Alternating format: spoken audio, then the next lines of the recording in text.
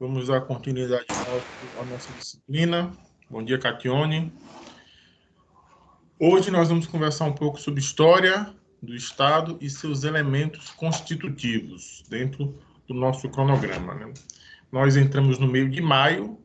No sábado agora foi o dia do trabalhador e da trabalhadora. E eu tenho absoluta certeza que todos e todas nessa turma, para sobreviver, precisam vender a sua força de trabalho. Eu, neste momento, embora eu dê aula com muito gosto, com muita satisfação, com muita alegria, a minha força de trabalho é vendida e é comprada pela Uninasal. E ela é uma mercadoria. Eu diria que é a principal mercadoria de todas, né?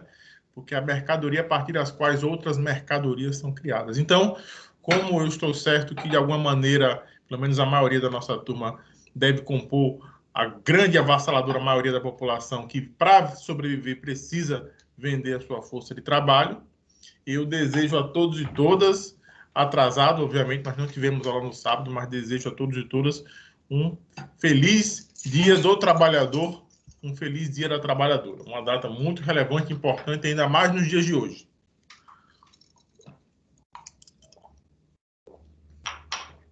Uma data internacional, a propósito. Assim como o Dia Internacional da Mulher, em 8 de março, que nós conversamos um pouco também. Bom, história do Estado e seus elementos constitutivos. Qual é a observação preliminar que eu tenho a fazer deste assunto que nós vamos entrar hoje? Grande professor Ricardo, bom dia, querido. Se aproxime. Primeiro, quando a gente fala em história do Estado, e vamos entrar isso com detalhes daqui a pouco. Bom dia, Luciene. É importante que nós não vejamos o Estado naquele padrão que nós costumamos ver nos livros de biologia. Quando a gente vai estudar a evolução nos livros de biologia, a gente vê a evolução da espécie, né? Até Homo sapiens, né? Homo sapiens, sapiens é a espécie humana que somos hoje em dia. Bom dia, Silvestre. Então a gente vê aquela, né? Antes do Homo sapiens veio o quê? Veio o Homo erectus, veio o Australopithecus, etc. e tal, até que evoluindo, né? O homem não veio do macaco. Se o homem viesse do macaco, os macacos não existiriam. Então, os macacos, nós somos primatas também, né? Os macacos são uma espécie de primos da gente. Então, a nossa linhagem evolutiva vem do Homo erectus, do Australopithecus, da Lucy, enfim, não sei se tem alguém aqui da biologia. Se estiver, e eu estiver, por acaso, falando besteira, podem me corrigir aqui no chat. Fiquem à vontade. Então, nós devemos enxergar o Estado fora dessa perspectiva. O Estado não é uma evolução tipo a gente vê nos livros de biologia. Nós não tivemos uma espécie de Estado que foi evoluindo até chegar hoje. Não é assim, pelo contrário. Na nossa primeira aula, não sei, talvez alguns e algumas se recordem, mas na nossa primeira aula eu fiz referência à China, que em 3 a.C., ou seja, nós estávamos puxando aqui de cabeça na República Romana, o regime, a forma de governo, aula passada, entendeu? A forma de governo em Roma em 3 a.C. era a República. E neste momento, Roma estava nas guerras púnicas, que são as guerras contra Cartago, situada no norte da África.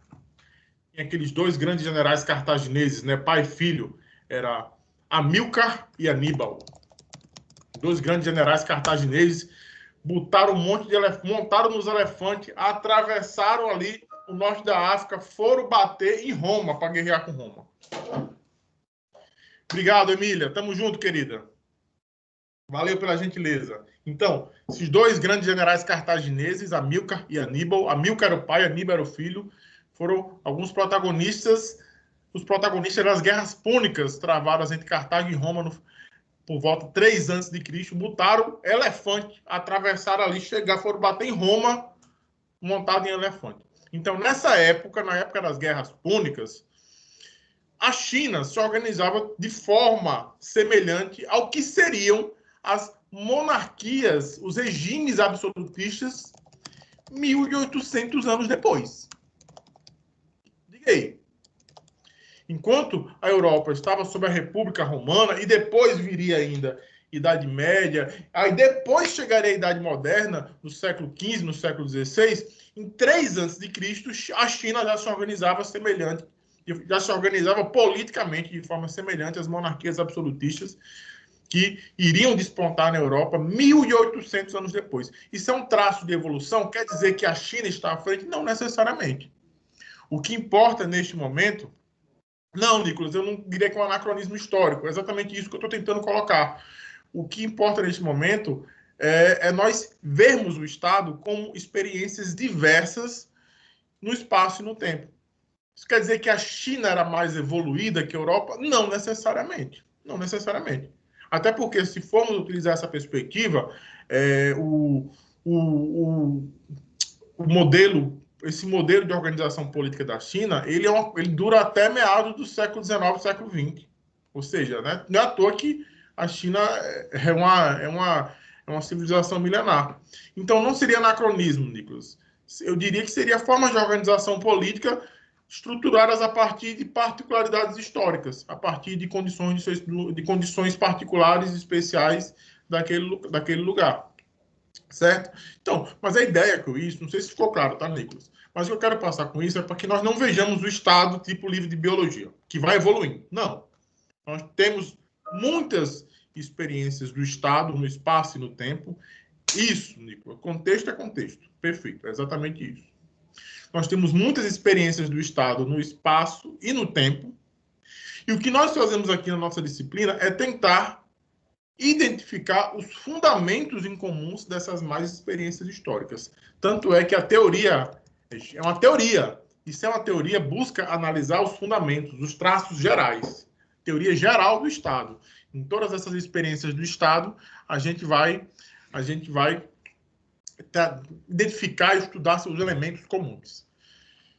Mas antes, vamos conversar um pouquinho sobre a formação originária dos Estados e depois nós entramos nos elementos constitutivos do Estado. Aqui, eu me valho do nosso querido Camilo Onoda Caldas, em que ele traz, de modo geral, as duas teorias em relação à formação do Estado. Uma é a teoria contratualista, do qual vocês dominam, e eu falo isso com a propriedade de quem corrigiu as provas de vocês. Vocês têm muito domínio e muita segurança nessas teorias. E tem as teorias não contratualistas, né, que dizem respeito à formação natural e espontânea do Estado. O contratualismo, como nós já vimos, diz que defende que antes do surgimento da vida em sociedade, os homens e mulheres viviam em estado de natureza, aliás, né, estado natural. E a partir da vontade e da razão assinaram o chamado contrato social. Origem dos estados.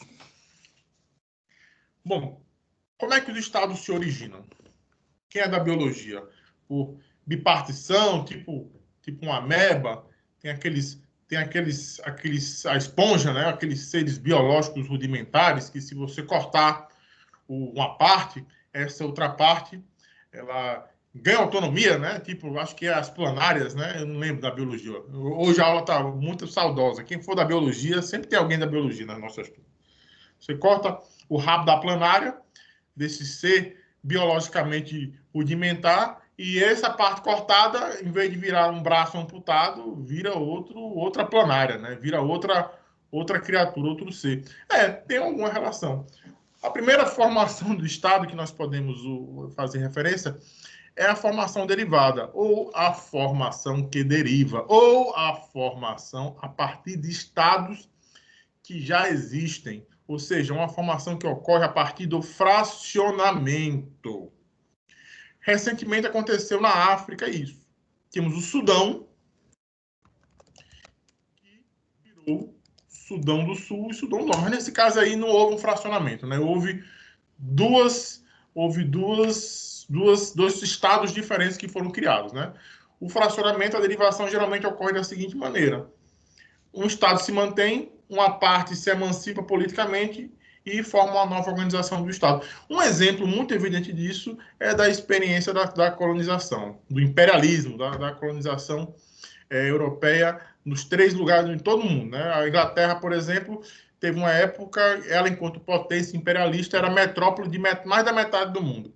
Então, rigorosamente, segundo essa dinâmica da lógica colonial imperialista, as colônias, elas são extensões. Bom dia, Rivelino, a grande canhota da Copa de 70. As colônias, elas são extensões territoriais das metrópoles, segundo a dinâmica da colonização, das relações imperialistas. Eu gostaria de falar muito de imperialismo para vocês, de colonização, porque é um assunto extremamente rico, porém nós não temos tempo. As colônias, a expansão imperialista ocorre no seguinte sentido: nós temos um certo grau de desenvolvimento industrial e, para manter as margens de lucro e acumulação, é necessário expandir seu estado vital. As metrópoles, né? As potências capitalistas imperialistas expandem seu espaço vital em busca de matéria-prima, em busca de exploração de novos territórios, matéria-prima barata, mão de obra escrava, atrás de novas condições para manter os seus índices de acúmulo. E essa expansão se dá o nome de colonialismo e imperialismo. Então, as colônias, por exemplo, a Inglaterra. A China foi colônia da Inglaterra. A Índia, até 1940, até a década de 40 do século XX, foi colônia inglesa. O Brasil, por tabela, foi colônia inglesa. Tem um livro do Eduardo Galeano, As Veias Abertas da América Latina, que tem um capítulo que a Espanha tinha vaca, mas Portugal tinha vaca, mas a Inglaterra ficava com leite. Ou seja, Portugal era metrópole do Brasil, só que as riquezas do Brasil não iam para Portugal, iam para a Inglaterra.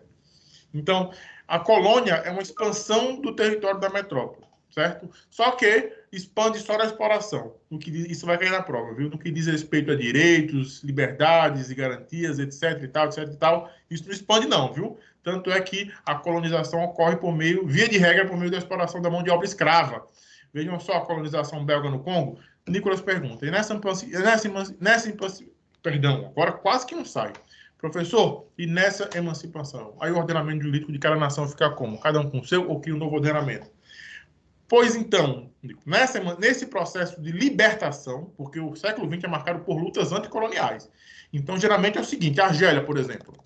A Argélia era colônia da França. A França botava para torar na Argélia, escravizava, explorava.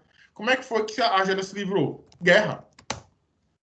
Tu acha que a França vai abrir mão dessa boquinha? Você acha que a metrópole vai abrir mão dessa boquinha? Não. Os povos colonizados, durante o século XX, foram protagonistas de muitas lutas e guerras anticoloniais. Angola, Argélia, a própria China.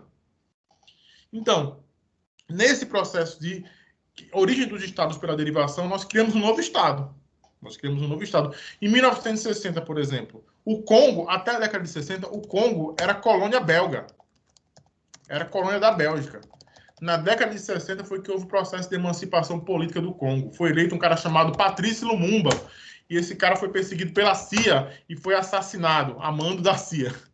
Aí entrou no seu lugar um cara chamado Mobutu, um ditador que governou o Congo até a década de 90. Mas o Lumumba havia sido eleito democraticamente. Só que o Lumumba não era alinhado com as forças do Império, né? Vejam a história. Patrice Lumumba. Procurem no Google. Pesquisem.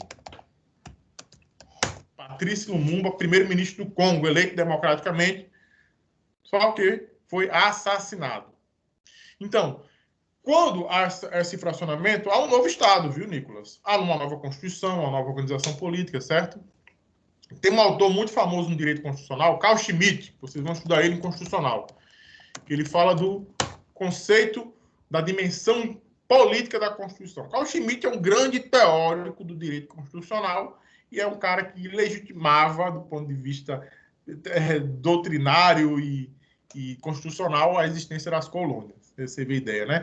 A reflexão que nós podemos tirar é a seguinte: há o reino da liberdade, da igualdade e da fraternidade, das teorias contratualistas e iluministas, etc. e tal. Isso não era expandido para as colônias. Pelo contrário, o que era levado para as colônias era repressão, escravidão, morte e coisas do tipo. Certo? Tem um texto muito famoso que eu vou passar para vocês.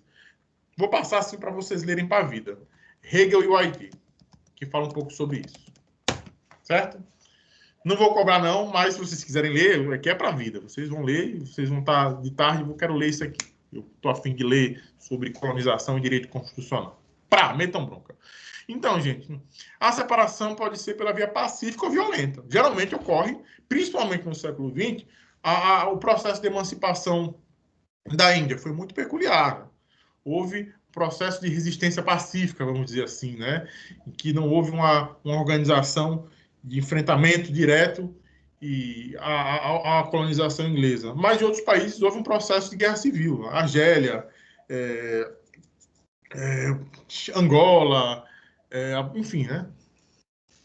Então, a parte desmembrada, Nicolas, constitui um novo Estado, né? Adquirindo ordenação jurídica própria, que passa a agir com soberania e independência. A outra forma de origem dos Estados, que é a União, que é mais ou menos o que aconteceu nos Estados Unidos. Nós temos certos estados com algum grau de autonomia política administrativa e esses estados resolvem se unir.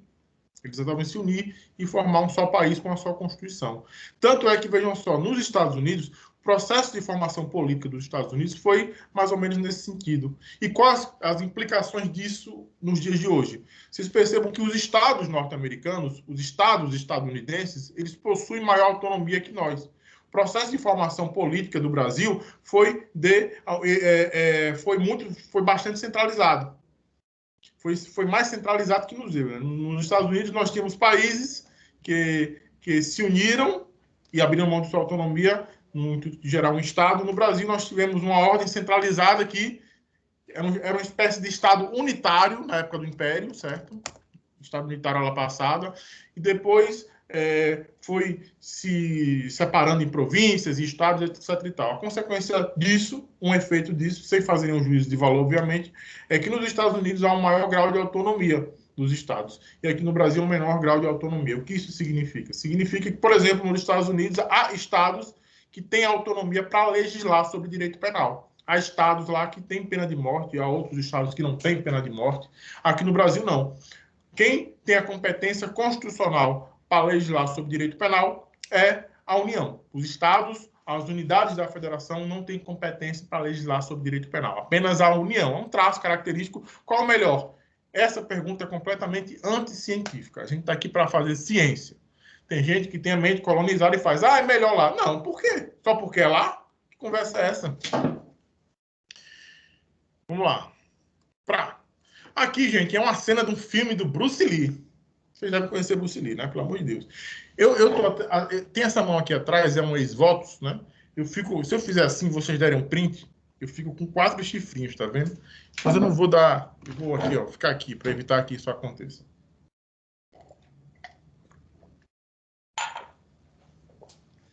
Aqui é uma cena do Bruce Lee, de um filme do Bruce Lee. Percebam, não é permitido cachorros e chineses.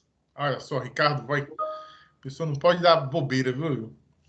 É uma cena do filme do Bruce Lee, da década de 70. A Inglaterra foi metrópole da China, ou melhor, a China foi colônia inglesa, e havia na própria China placas do tipo, né? Não é permitido cachorros e chineses entrar nessa praça, só os colonizadores ingleses. Essa cena é muito interessante. Se vocês colocarem no YouTube, vocês terão acesso a essa cena na íntegra. Bruce Lee dá um bicudo nessa placa, com muita razão. Às vezes as coisas têm que ser resolvidas assim, viu, gente? Enfim. Elementos constitutivos do Estado. Vou aqui novamente no nosso amigo Camilo Noda Caldas, né? O Estado, obviamente, ele tem seus elementos, ele tem suas partes, ele tem os seus traços que o caracterizam e o dão identidade. Olha só, o Ricardo deu print, só que na hora que ele foi falar, eu consegui fazer assim, ó, e desviei um pouquinho. Porque se eu ficar aqui atrás mesmo, ó, fica os 4 chifrinhos, amigo. Oh, meu Deus. Então, gente, o objeto do nosso estudo, da nossa teoria, desviei aqui, eu fiz um... rapaz, não pode dar bobeira, não. Tem gente, às vezes eu estou em reunião, eu estou aqui sentado, isso aqui é um ex-votos, né? O pessoal pensa que eu estou levantando a mão, engraçado. O Gustavo está levantando a mão nas reuniões. Eu, não, isso aqui é um quadro. Gustavo quer falar? Eu, não. O nosso objeto do estudo da teoria geral do Estado é a sistematização do conhecimento acerca do Estado a partir da sociedade e da política. E, para isso, para entender o Estado, as teorias tradicionais geralmente elencam até 4 elementos constitutivos do Estado. Um é a soberania, que nós já vimos no Blackboard e abordamos nas aulas passadas. O outro é o território, o outro é o povo, e há um 4º elemento, que é a finalidade. Só que esse 4º elemento ele não é tão presente nas obras dos estudiosos e estudiosas da teoria geral do Estado. O que é presente mesmo, que está sempre lá, são esses 3. Soberania, território e povo. E são esses 3 elementos que nós vamos estudar a partir do livro do Camilo Onoda Caldas, tá certo? Tá tudo lá, cara. Tudo bem mastigadinho para vocês. Antes, 2 definições de Estado. A primeira de George Jelinek, que é um autor bem clássico do direito, né? Estado é a corporação de um povo assentada num determinado território e detentora de um poder originário de mando. Vocês percebam que nessa definição de Jelinek ele aborda esses 4 elementos. Dalmo Dallari, que é outro autor que nós utilizamos na nossa disciplina, ele define o Estado como uma ordem jurídica soberana que tem por fim o bem comum de um povo situado em determinado território. Eu já trouxe para vocês que essa concepção do Dalmo Dallari tem minha discordância. Eu, com todo o respeito e deferência que eu tenho ao professor Dalmo Dallari, que é um grande nome da Universidade de São Paulo, um grande estudioso, uma pessoa que tem uma contribuição fantástica para o direito, eu discordo dessa concepção. Eu não acho que o Estado ele tem por fim o bem comum. Nós já até porque, mais uma vez, eu não vou entrar em detalhes, porque nós já estamos conversando sobre isso há 2 meses. Mas a razão pela qual eu discordo do professor Dalmo Dallari é exatamente aquela discussão que nós tivemos, aquela conversa que nós tivemos sobre as estruturas do Estado contemporâneo, que se volta a quebrar aquela forma de organização segundo a qual o poder político necessariamente se confundia com o poder econômico. As estruturas do Estado contemporâneo da democracia liberal burguesa se voltam a garantir a criação e reprodução das relações produtivas próprias do nosso tempo, que são as relações capitalistas. Logo, a partir dessa definição do Estado, nós podemos fazer uma crítica, uma contraposição, o que é fundamental, o que é essencial na nossa disciplina, certo? Então, a gente discorda do professor Dalmo Dallari, reconhecendo a contribuição dele. E essa discordância, gente, é fundamental, viu? Vocês podem, desde o início do nosso semestre, eu falo, podem discordar de mim. É na conversa que a gente vai gerando uma reflexão mais profunda, uma reflexão mais bacana, certo? Então, esse negócio de bem comum, para mim, é um lugar comum. É um lugar comum que, enfim, não respeito, mas não concordo. Elementos constitutivos do Estado. Soberania. Já vimos um pouco sobre isso, né? Um dos teóricos do absolutismo é o Jean Bodin, junto com Thomas Hobbes. Hobbes, obviamente, é o principal teórico absolutista. E Jean Bodin, ele define soberania como poder absoluto e perpétuo do Estado. Vocês percebam que é uma definição que se alinha bem mais com a perspectiva dos estados absolutistas, porém ajuda a explicar a soberania hoje. Porque sem um poder soberano, ou a responsabilidade pela unidade de todos num só corpo, o Estado não existe. Jean Bodin, alguns chamam, viu, Ricardo, de Jean Bodin. E havia alguns chamarem ele de Jean Bodin. O francês, né? Bodin. Então, gente, sem o poder soberano, o Estado não existe. O Estado ele tem que ter força e legitimidade. A gente vai estudar legitimidade daqui a 2 aulas. A principal aula, certo? Ele tem que ter força e legitimidade para fazer valer as suas decisões. E a soberania existe nesse sentido, certo?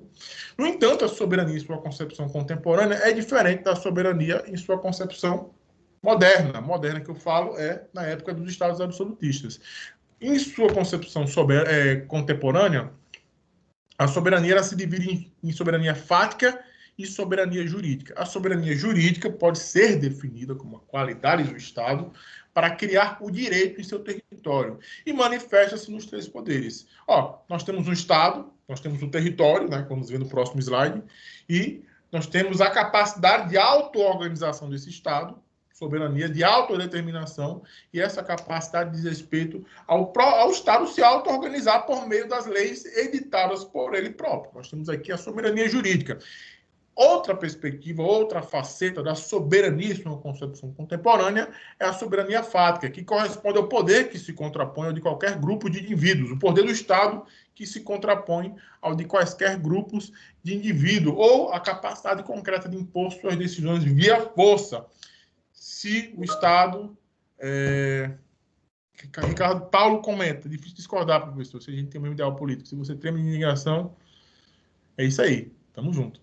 Eu queria, depois do nosso semestre, gente, a gente pode... eu estou à disposição de vocês sempre, tá certo?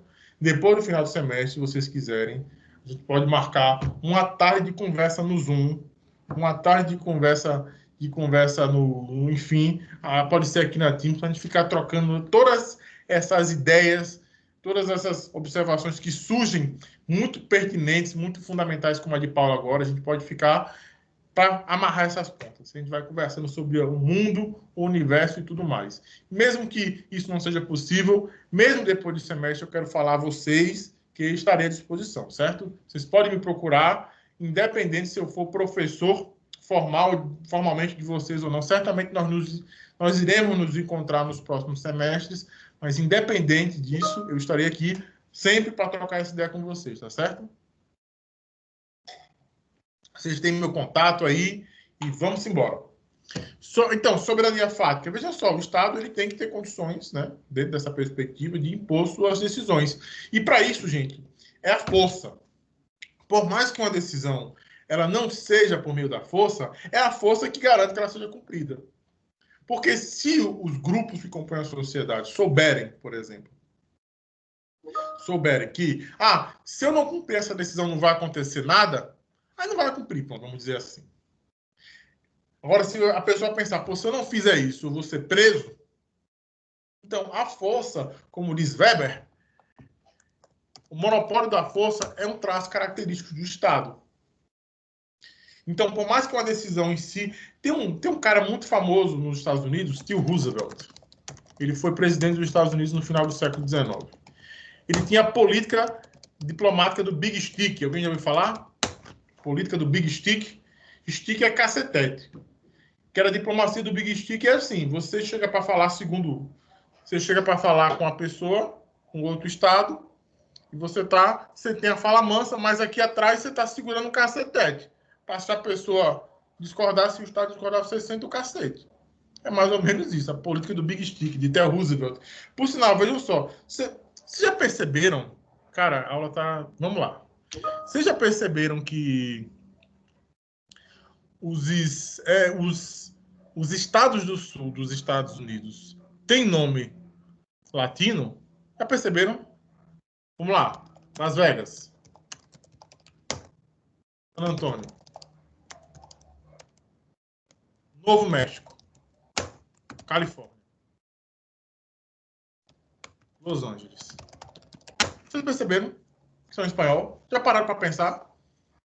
Botei Califórnia, mas é Califórnia, né? Vocês já pararam para pensar nisso, gente? Diga mais. San Diego. São Francisco. Alguém já parou para pensar por que isso acontece? São os estados ali do sul dos Estados Unidos. Perto do Texas, da Geórgia. Alguém sabe por quê? Novo México. Tem um estado lá que é Novo México. Ninguém tem nem ideia.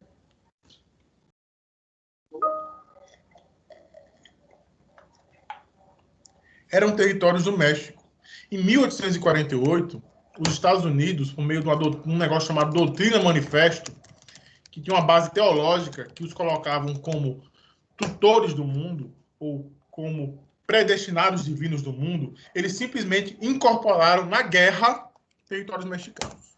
Eles guerrearam, falaram, nós temos o direito divino de ter, isso no século XIX, viu, gente? Até um dia desse. Nós temos o direito divino de ter acesso a de dominar esses territórios. Logo é nosso. O exército do México não era um exército tão estruturado, eles perderam a guerra. Por isso que aquelas regiões próximas ao México, mais da metade do território do México foi incorporado nesse contexto pelos Estados Unidos. Mais da metade. A parte onde tem petróleo, que é a parte do Texas. Então, é uma forma no caso, de decepou o México, né? Incorporou parte do território do México aos Estados Unidos. Tanto é que, vejam só, isso explica, esses são os nomes originais das terras. Novo México, Los Angeles, San Antonio, Las Vegas, San Diego, São Francisco, enfim. Então, gente, o caráter soberano ele tem uma perspectiva externa e interna. Né? A perspectiva externa é as relações diplomáticas no direito internacional. Né? Um país se relacionando com o outro nessas relações comerciais no âmbito do direito internacional. E o caráter interno diz respeito exatamente à auto-organização, à organização interna da sociedade por meio das suas leis e por meio das suas instituições. Então, nesse sentido, nós temos a soberania fática jurídica, e a soberania fática, gente, precede a jurídica. Isso quer dizer o quê? Por exemplo, vamos lá. Guerra do Iraque. Os Estados Unidos quiseram guerrear com o Iraque, inventaram que havia armas de destruição em massa e mandaram tropas para lá. Tiveram acesso às fontes de hidrocarbonetos, o petróleo. Até hoje, provou-se que essas armas nunca existiram. Era o direito internacional, a ONU, todo mundo criticando os Estados Unidos, todo mundo dizendo que proibindo eles de fazer aqui, os Estados Unidos de fazerem isso, eles nem aí, pô, mandaram tropa, nem aí. Então, vocês percebam que a soberania fática, as relações de poder político, econômico e militar, elas precedem a jurídica. Quando os Estados Unidos querem, eles mandam a ONU, Rivelino, era falando, não façam vetor, eles, nem aí, meu irmão. Nem aí. Mandaram tropa lá para bombardear tudo, cara. Então, a soberania fática é tipo quem manda. Vamos lá. Quem manda é quem tem poder político, econômico e bélico e militar. Ah, mas o direito internacional não permite. Foi o que foi dito em 2003 no Iraque. Ai, vamos lá. O direito ele não consegue compreender isso, gente. O povo do direito fica falando, ah, mas o direito não permite. Gente, a vida vai além dos códigos. Para você entender isso, você tem que estudar economia, você tem que estudar história, você tem que estudar ciência política. Não é o direito que vai entender. Você não vai explicar uma situação dessa pelo direito internacional, não. Segundo elemento constitutivo do Estado, soberania. Aliás, nós estamos na soberania ainda, perdão, né? Exatamente, próximo ao território. Aqui nós vimos esse slide, talvez alguns de vocês lembrem, né? A questão da Copa do Mundo e do plebiscito na Grécia, né? Enfim, são situações em que organizações internacionais impõem limites à legislação local. E sendo a legislação local uma forma de expressão da soberania, ou melhor, uma forma de autodeterminação e auto-organização, nós temos um ataque à soberania. Se a FIFA vem nos países realizadores da Copa e diz que determinada lei tem que estar suspensa, é um ataque à soberania. Se o FMI vai na Grécia, ou então no Brasil, e fala que tem que suspender a ordem constitucional, a ordem social e econômica, o SUS, saúde e educação, para garantir que o rentismo consiga arrebanhando dinheiro, nós temos outro ataque à soberania, porque atacam a expressão interna de auto-organização. Renato, querido, sem problemas, viu? Outro elemento constitutivo do Estado é o território. Lembrando que o território, a noção de território, delimitação territorial bem definida, com suas fronteiras, é uma experiência própria do Estado moderno, dos Estados absolutistas. Né? Antes, os feudos eram descentralizados. Era cada feudo no seu quadrado, sem uma unidade político-administrativa territorial com maior extensão. Essa noção de território ela surge com fronteiras bem definidas, ela surge na Idade Moderna. Né? O Império Romano não tinha fronteira bem definida, né, gente? Há casos que esse ataque seria justo, professor? Nicolas, eu acho que, minha opinião, justiça mesmo está nas lutas anticoloniais. Nos povos coloniais escravizados que se revoltam e entram em guerra com a metrópole para se libertarem. Aí sim. As lutas anticoloniais no século XX. Argélia, principalmente. Tem um filme no YouTube clássico, A Batalha de Argel. Assistam. Está no YouTube. Fala sobre as lutas anticoloniais na Argélia, que tem como seu teórico um cara fantástico chamado Frantz Fanon. Viu? Então, eu acho que processo de libertação dos povos do chamado Terceiro Mundo no século XX, de organização política para se libertar da metrópole, que impõe seu poder pela via militar, eu acho muito justo. Isso eu acho justo, certo? Aqui é uma opinião pessoal, obviamente. Vocês, obviamente, não são obrigados a concordar. Sigamos. Território, espaço físico no qual o Estado exerce sua soberania. A submissão, certo? Nós temos aquele espaço físico centralizado, com fronteiras bem definidas, como nós acabamos de colocar, o que não acontecia no feudalismo, né? Mas algumas exceções. Os agentes diplomáticos, por exemplo. Nós temos uma extensão do território para além dele. As embaixadas são extensões dos territórios. Por exemplo, a Embaixada Francesa do Brasil é território francês. Assim como... depois, enfim, na verdade... meu Deus do céu. Vamos deixar isso para outro momento, porque, enfim, a gente tem 10 minutos de aula só. Mas um processo, eles já eram explorados, viu, Rivelino? O processo de emancipação política já havia uma exploração diante da dinâmica colonial. Ou seja, eles não estavam a par do sistema mundo capitalista. As colônias não estavam a par do sistema mundo capitalista. Pelo contrário, elas já eram exploradas, elas já cediam matéria-prima e mão de obra para as metrópoles. Mão de obra escrava, muitas vezes, no século XX.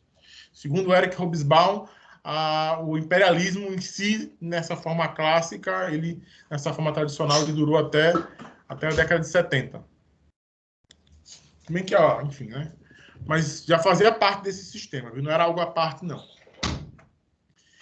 E a emancipação política é fundamental, né? Você ser autodeterminado, você tirar a influência da metrópole, né?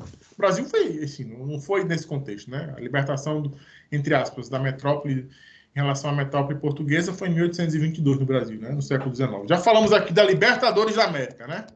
Enfim, já falamos. Quem lembrar, lembrou. Quem não lembrar, depois a gente troca ideia. Então, gente, algumas exceções dessa questão do território, né? Ou seja, em que o território vai além daquelas fronteiras, né? No caso dos agentes diplomáticos e das embaixadas, tá certo? Sigamos. Outro elemento é o povo. O Estado, como visto, ele exerce a soberania em determinado território. Nesse contexto, o povo é o elemento humano que se subordina ao poder soberano no Estado e, ao mesmo tempo, recorre à sua tutela para defender os seus direitos. Tá? Então, o povo, via de regra, é o conjunto de cidadãos. E parte desses cidadãos, eles têm um vínculo de cidadania com o Estado, que é o vínculo jurídico-político permanente entre o indivíduo e determinado Estado, que permite que este cidadão e esta cidadã possam influenciar na formação e transformação do Estado, votando e sendo votado, participando de um partido político, etc, tá? Aqui a diferença entre povo, população e nação. População é indicativo numérico, certo? Povo nós vimos agora, elemento humano do território. População é indicativo numérico e nação é um laço cultural, laço étnico, idioma, religião, costumes, alimentação, etc. Nação rubro-negra. Nós não temos, né, um território para a nação rubro-negra. A nação rubro-negra, no caso, está espalhada em todo o Brasil, né? No caso, eu faço parte de uma nação aqui no Rio Grande do Norte, na nação alvirrubra, o maior do RN, que não tem território, tem o território do Rio Grande do Norte, mas, enfim, é isso. Nação tem um vínculo jurídico, cultural, etc. e tal. Não é um vínculo político-jurídico. Isso é cidadania, viu? Aqui, algumas questões sobre cidadania, né? O cidadão naturalizado é aquele que escolhe, né? Aquele que não tem a cidadania nata e a cidadania naturalizada, né? Nata, o cidadão que nasce. Cidadão naturalizado é aquele que escolhe ser, e geralmente é a perda da cidadania anterior. Respeito ao ABC, Nicolas. Só mecão. Vamos lá.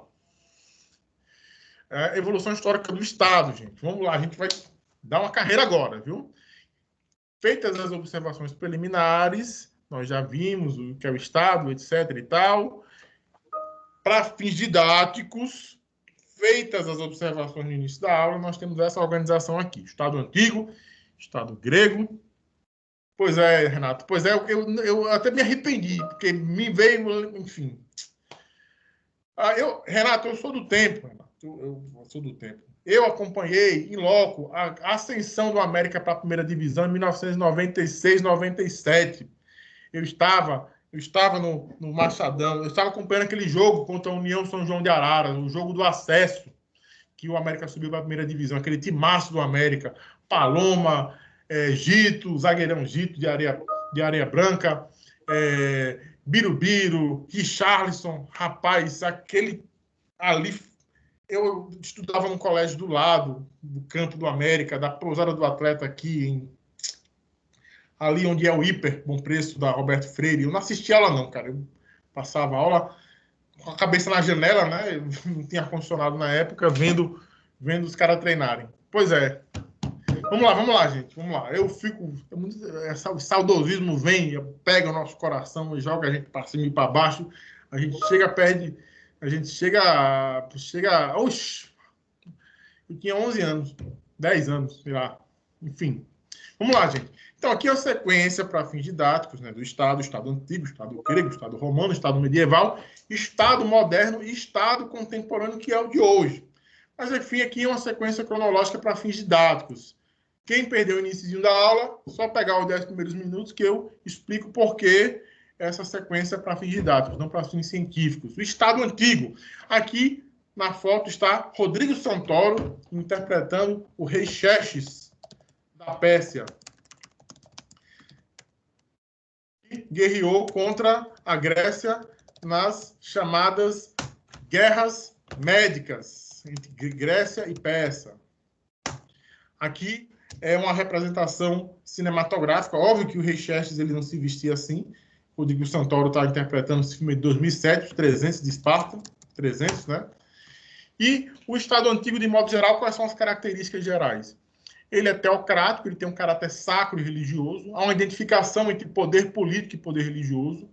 É algo que se aproxima um pouco dos estados absolutistas. Porém, nesse contexto, vejam só, os governantes, eles ou são representantes divinos ou são eles próprios as divindades. Então, nós temos um caráter sacro religioso e unitário muito forte entre religião e Estado, certo? Pensamento político, religião, moral, filosofia, economia, tudo se imbrica, não há muita separação nisso. Então, é um traço geral, obviamente, das antigas civilizações orientais ou do Mediterrâneo, né? A Pérsia, a Suméria, a Babilônia, etc. e tal. É um traço geral, obviamente, cada qual possui suas características. Aqui o Estado grego ele tem uma formação política muito peculiar, porque, vejam só, não havia... eu vou pesquisar no Google, Renato. O Estado grego, ele se organizava por meio de cidades-estados. Ou seja, nós tínhamos a nação grega. Nós tínhamos pessoas, povos, moradores de cidades-estados que tinham um vínculo religioso. Todos adoravam Zeus. Todos eram gregos do ponto de vista cultural e religioso. Adoravam os mesmos deuses. Zeus, Atena, Hermes, Hades, enfim, todos esses caras aí. E nós tínhamos esse traço religioso, cultural, mas, ao mesmo tempo, a Grécia não tinha uma unidade política administrativa. Pelo contrário, a Grécia se organizava em cidades-estado. E cada cidade-estado possuía sua autonomia administrativa e política. Atenas, Corinto, Tebas, Mileto, todas eram cidades que, muito embora fossem compostas por pessoas que tinham um traço em comum religioso e cultural, politicamente era cada um no seu quadrado. Não havia um Estado soberano.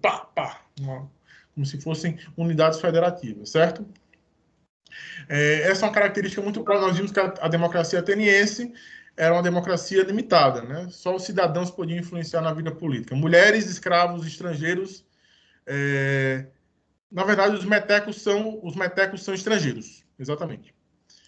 Aqui, Paulo, não está numa ordem, não. Aqui, tudo no mesmo bolo, tá certo? Os metecos são estrangeiros, escravos e mulheres não influenciavam na vida política ateniense. Só os cidadãos.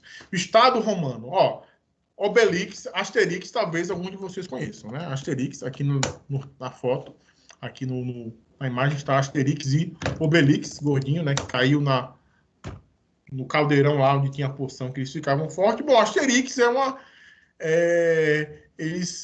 eles compõem uma chamada tribo bárbara, os arvenos, que é uma variação dos celtas. Quando eu falo celtas, não é o carro, é a tribo bárbara, que resistiam à expansão do Império Romano. Então, Asterix conta a história de uma tribo bárbara que resiste à expansão do Império. Eles conseguem derrotar o Império, assim, toda vez. Pelo menos eles conseguem fazer com que o Império não os invada, porque eles têm uma poçãozinha mágica em que eles ficam fortes e botam o Império Romano para correr. Então, a experiência do Estado de Roma é extremamente complexa. Em que sentido? Eles já foram república, eles já foram império, eles já foram monarquia. É um negócio doido, cara. Roma houve várias experiências históricas do Estado diferentes com o passar do tempo. O Império Romano, então, pegou o norte da África, pegou a Ásia, um negócio assim. Então, Roma experimentou várias formas de governo, né? Uma expansão territorial muito vasta, com o império, e assumiu a forma de cidade-estado desde a sua fundação até a morte de Justiniano, no ano 565 da era cristã, e a extensão territorial e o cristianismo contribuíram bastante para a superação da forma de cidade-estado, né? Não tem como você se organizar para cidade-estado se você se torna um império, né? Nesse momento, na experiência romana, é que nós temos o surgimento, o advento das formas políticas e organizacionais do medievo, da Idade Média, né? As tribos bárbaras, elas foram incorporadas ao Império Romano, elas foram incorporadas ao Império Romano, e foi a partir dessas tribos bárbaras que surgiram os feudos, que também mais tarde deram origem, em sua parte, aos reinos, né? Então, as tribos bárbaras, elas, por exemplo, os francos, né? Os francos, né? Carlos Magno. Era uma tribo bárbara. Foram essas tribos bárbaras que montaram reinos, né? Que deram origem ao reino. Isso, exatamente, Ribelino. Os bárbaros, eles foram incorporados ao direito romano a Roma, e depois, no século V, século VI depois de Cristo, já na era cristã, né, houve a queda do Império Romano do Ocidente, mas o Império Romano do Oriente permaneceu. Só foi cair no século XV, que dá início à queda do Império Romano do Ocidente em Constantinopla, é o evento que marca a origem da Idade Moderna. Pois é, você vê, 800 depois de Cristo, Carlos Magno. É uma tribo bárbara, né? Você vê esses reinos, esses feudos, as tribos bárbaras que ocupavam parte do território do Império Romano, que deram origem aos feudos e aos reinos, né? Aqui, Estado Medieval. Aqui é uma série muito bacana da Netflix, Desencanto, que é uma... Oh, que coisa boa. Então, Ribeiro, se eu estiver falando besteira, fique à vontade, viu? Para me corrigir aqui, tá? Ótimo, rapaz, historiador, que maravilhoso. Historiador da turma, que negócio lindo. É sério, a história, enfim, você viu que eu citei Hobbesbaum aqui, né? Eu tenho toda a série das eras aqui. Eu acho assim, eu fico maravilhado. Então, gente, Desencanto é uma série da Netflix que, enfim, não fala. Se vocês querem estudar isso, não é por Desencanto, mas é uma série que eu indico, é do mesmo criador dos Simpsons. Era dos Extremos, é maravilhoso. Maravilhoso. É obrigatório. Se quiserem, eu arranjo em PDF para vocês. E a turma, caso não tenha esse livro. Então, gente, o Estado medieval, como nós falamos, ele é descentralizado. Ele não tem uma unidade política administrativa com um território bem definido. Nós temos os feudos, né? Nós temos uma organização bastante descentralizada, em que quem ditava as normas, quem ditava as regras, eram os senhores feudais. E quais são as características dessa forma de organização? Não, uma forte influência do cristianismo, certo? Nós temos o surgimento dessa forma de organização política. Olha só, Ricardo é demais. Ricardo é fora de série. Não tem nem palavras. Valeu, Ricardo. Então, essa forma de organização política descentralizada, como nós acabamos de colocar, se dá a partir da incorporação, como o Riverino trouxe perfeitamente, a partir da incorporação dos povos bárbaros ao Império Romano. Certo? E, nesse contexto, há uma disputa muito forte entre a igreja e os imperadores pelo poder político. E das lutas entre a igreja e os imperadores e os reis é que nasce o Estado moderno, o Estado absolutista, porque os monarcas eles vencem essa queda de braços. Do século... vamos lá, Riverino me corrija. Do século V ao século XII, nós temos a alta Idade Média, e do século XII por volta ao século XV, nós temos a baixa Idade Média, né? A alta Idade Média, do século V ao XI, ao XII, né? E do XI ao XV, nós temos baixa Idade Média. Né? E nesse período em que se acirram as disputas entre a igreja, os reis, os monarcas, e acaba que os monarcas vencem, e pá! O que é que nós temos aqui? nós temos as monarquias absolutistas, certo? No contexto, na Idade Média, houve uma tentativa de apagar os legados de Platão e Aristóteles, que foram resgatados posteriormente pelo Renascimento, pela Renascença, e o retorno dos valores humanistas, antropocêntricos, o homem como centro, retorno aos ideais humanos, certo? Aqui algumas reflexões finais para terminarmos a aula hoje. Hegel, que é um filósofo alemão, muito central também, e Heráclito, principalmente o Heráclito, mas Hegel desenvolve isso, eles trazem que cada forma política, cada momento histórico, cada organização política e econômica traz em si o seu próprio coveiro, traz em si os elementos que apontam para o seu fim. Então, percebam, Roma conseguiu se consolidar em certa medida a partir da incorporação dos povos bárbaros. Só que essa incorporação dos povos bárbaros, a sua dinâmica política, institucional e social, foi um dos motivos pelos quais houve a queda do Império Romano. Esses povos bárbaros, essa nova dinâmica, deram origem às formas políticas do medievo, que, por sua vez, dentro da formação dos reinos, também traziam em si os elementos do seu fim, que eram os monarcas, que, mais uma vez, deram início ao novo período histórico, certo? Ajudaram no início a burguesia por meio do mercantilismo, e a burguesia, por sua vez, que é um elemento característico, que cresceu e se reproduziu dentro das monarquias absolutistas, foi a burguesia que, ao final do século XVIII, derrubou essa monarquia, derrubou essa idade moderna. Então, vocês percebam que essa dialética de que cada forma política, histórica e econômica traz dentro de si os elementos do seu fim, traz dentro de si os seus próprios coveiros. Aí eu vos pergunto, quais são os coveiros de hoje? Quais são os elementos de hoje que apontam para o fim das formas e relações políticas, sociais e econômicas do nosso tempo? Eles existem? Eu não tenho dúvida que existem. Eu não tenho dúvida. Deixo essa reflexão para vocês. Aqui um breve resumo do que nós vimos aqui. O Estado medieval marcado pelo cristianismo, pelo valor da posse da terra, pelas invasões bárbaras, pelo feudalismo, pela força política dos feudos, poder exercido pelo imperador em uma infinita pluralidade de poderes menores, sem hierarquia definida, no Estado medieval, né? E uma permanente instabilidade política e social. O Estado medieval, né? Não havia um Estado medieval como o Estado moderno, havia feudos descentralizados, né? É um ambiente de guerra, é um ambiente de disputa, é um ambiente de instabilidade política, e, a partir daí, nós, com o fim das formas políticas do Estado moderno, do Estado medieval, ou da forma de organização do Estado medieval, nós tivemos o Estado moderno, que é centralizado. A noção de Estado-nação, com território bem definido, com soberania, com lei, é própria do Estado moderno, né? Século XV e século XVI, que é a noção que prevaleceu até os dias atuais. Nós temos um território com autodeterminação soberana para impor suas normas e formas de organização. Gente, passamos um pouco da nossa aula. Aliás, perdão, gente, durante a aula eu estava tomando café, aí enfim, às vezes tem um refluxozinho aqui. Bom, passamos um pouco do nosso tempo de aula, mas, enfim, nós conseguimos abordar o assunto em sua íntegra. Agradeço a companhia de vocês em mais esta manhã de segunda-feira. Hoje, nós teremos, depois de hoje, mais 3 encontros. Nós teremos, hoje é dia 3, nós teremos dia 10, dia 17, dia 24 e dia 30, nós faremos a revisão, tá certo?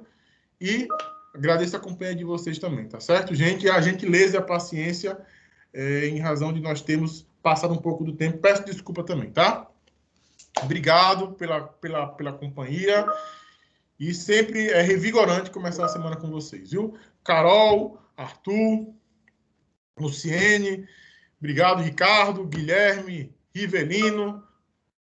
É isso, gente. Obrigado pela atenção, pela companhia, pela gentileza. Desculpem esse extrapolamento do tempo, mas é isso. Nosso assunto é longo e às vezes não dá para abordá-lo no tempo convencional da aula. Passar um pouquinho, né? Às vezes é até bom. Uma boa semana a todos e todas. O Guilherme Paulo, Iago, Franco e todo mundo que está presente. Um abraço.